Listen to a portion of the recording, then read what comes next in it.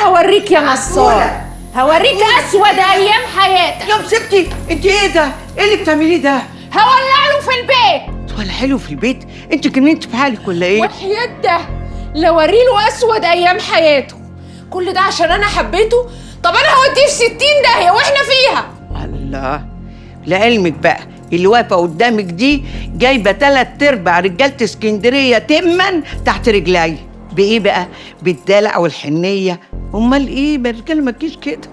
دلوقتي نصار قلبه قايد نار، نقوم نشعللها بقى ولا نطفيها؟ نشعللها. اها، اقول طور تقولوا احلبوه، مش كده يا بنتي؟ لعلمك بقى نصار ما يجيش كده، وما يتلويش دراعه نصار، انا اللي عارفاهم وهم عيال صغيرين. بيتلاوي.